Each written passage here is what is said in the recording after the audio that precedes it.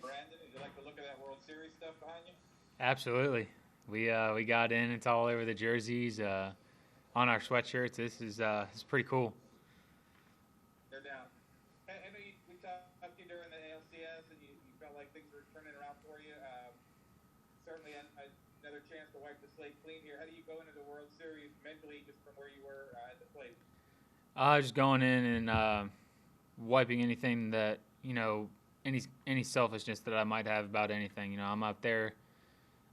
Every at bat, it's a team at bat. It's whatever I can do up there to help the team get into a better position to win a game. Right. The bunt the other night, I assume, an example of that. Yeah, exactly. I tried to get on for the best hitter on the planet. So it's just keep trying to do that.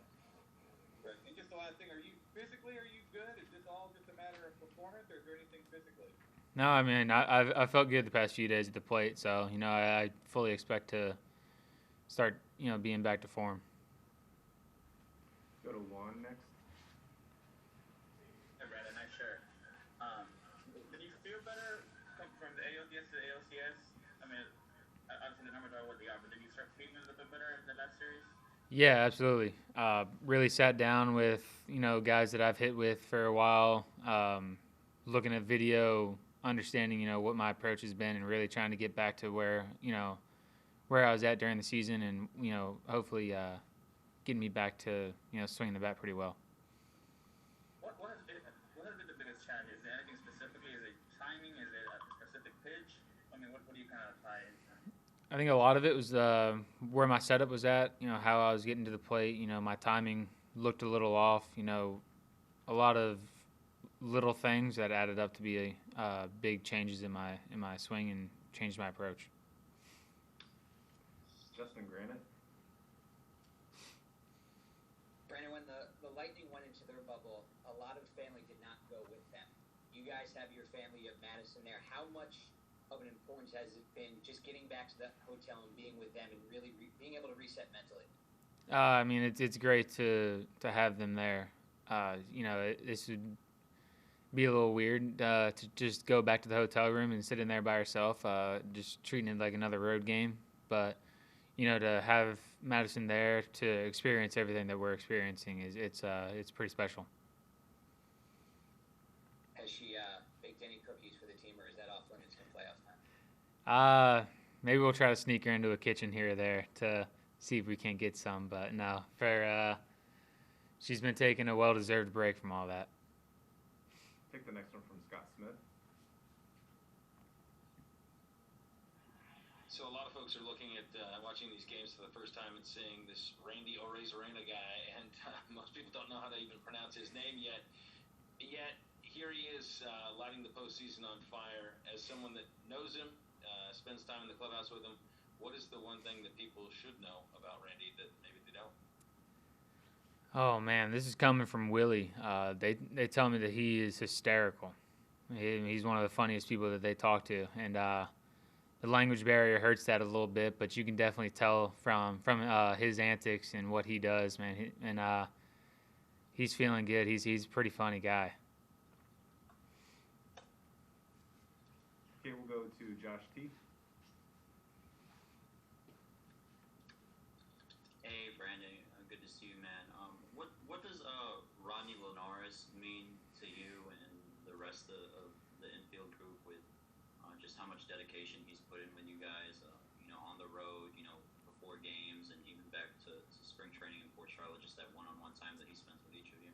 Yeah, I mean he's an incredible coach, and we're extremely lucky to have him. Not only, him being a great third base coach and a great person, but I mean he's out there, and I feel like any error that we make is an error that he feels like he made, because we're out there, and we're kind of products of the early work and the stuff that we put in with him, and there's never too early to be on the field, or never too much work to be done with him. He's willing to get out there whenever you want to be out there to get better and put work in. So he's been an amazing and God, I'm trying to think of the word, can't even think of it.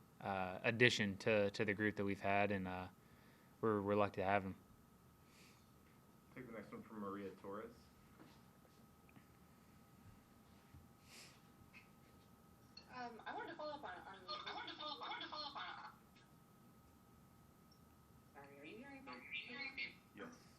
quite a bit. Okay, come back to me. Okay, we'll take the next one from S.A. Miller.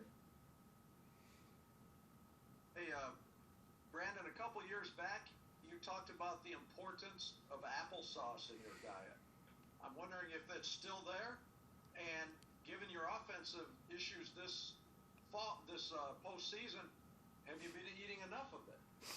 Oh yeah, absolutely, it's still there, and slumps happen, so I'll. It's one thing that won't change. Is I'll still be eating the applesauce. Okay, And you've been getting enough of it? I believe so. Nothing's changed in 3 years, so. Okay. Thank you. We'll go to Do Young Park. Brandon, you mentioned earlier that there are just a lot of little things that you've been tweaking. Have you been noticing yourself hitting more ground balls this postseason? And if so, which of those little things might be kind of playing into that? I mean, I think the ground ball portion kind of plays where you're making contact and stuff like that. We've been facing a lot of guys that have really good stuff on the mound. So, I'm not up there, trying to hit fly balls or trying to hit home runs or anything like that. You're just going up there, trying to do damage to the baseball and make solid contact and, hitting the ball solid and making good contacts pretty much is the most that you can do up there at the plate. And, if a guy makes a diving play on a ground ball or if they're positioned in the right spot, it's an unlucky out. But, that's all you can control. Ken Davidoff. Hey, Brandon, beyond your team's success this year in getting to this point, how likely did you think that the sport can get to this point back in June and July? I was always mentally locked in that, this is going to happen.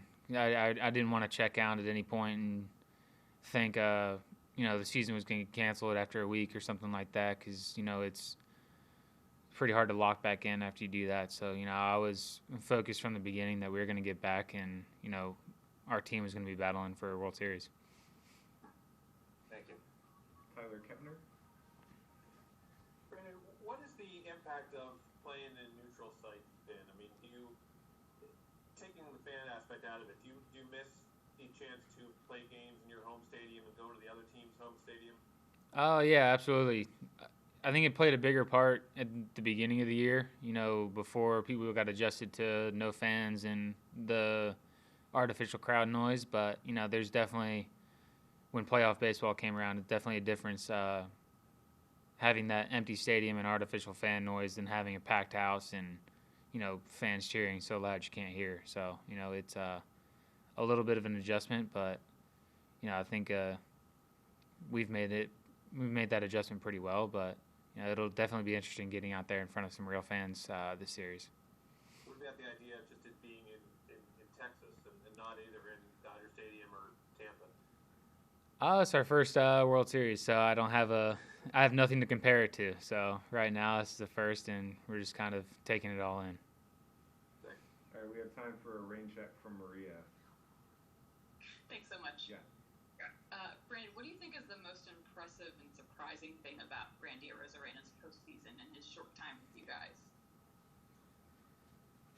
God, there's so much to choose from. I think I'd just say the consistency to hit every pitch. I mean, it's not like he's only hitting one pitch and one pitch hard. I mean, it's fastball up, fastball down, curveballs, changeups, anything. It almost feels like it doesn't matter what pitch gets thrown to him. He's going to hit it, and he's going to hit it hard.